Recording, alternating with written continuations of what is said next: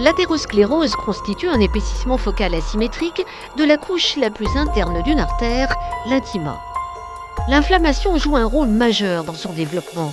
Des mécanismes immunitaires interagissent avec les facteurs de risque métabolique et contribuent à l'émergence des plaques d'athérome.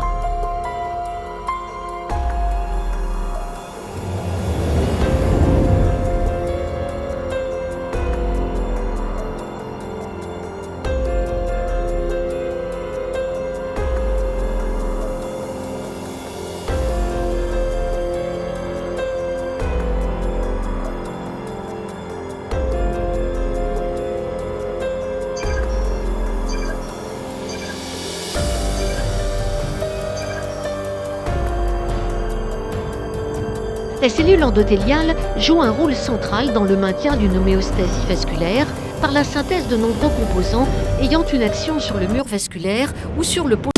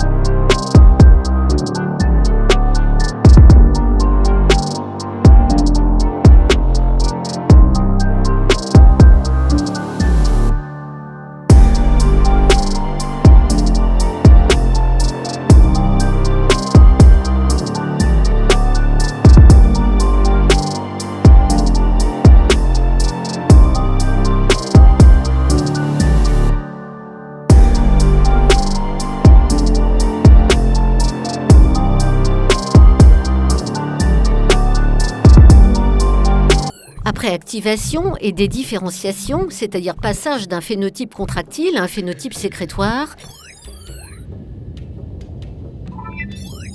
les cellules musculaires lisses migrent de la média vers la néo-intima, au-delà de la limitante élastique interne.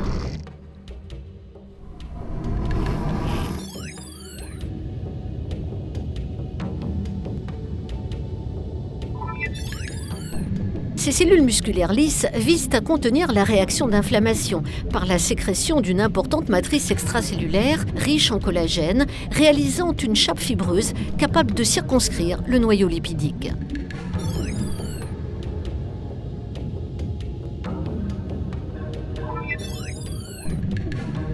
Des zones de fragilité peuvent notamment apparaître à la jonction de cette chape et de la paroi saine lors de la croissance excessive du noyau lipidique.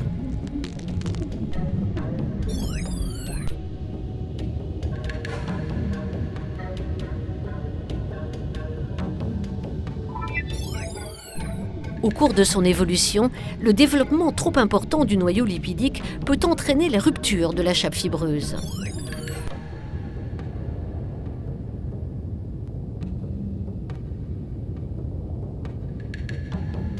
Au-delà de ces aspects mécaniques, il faut rappeler le rôle important du macrophage et des cellules de l'inflammation dans la vulnérabilité de la plaque. Ainsi, ces cellules, par la synthèse d'enzymes protéolytiques, collagénase, élastase, capables de liser la matrice extracellulaire et le collagène, vont favoriser l'affaiblissement de la chape fibreuse. Cette fragilité est à l'origine du principal gisement de risque de ces plaques d'athérome, l'érosion ou la rupture.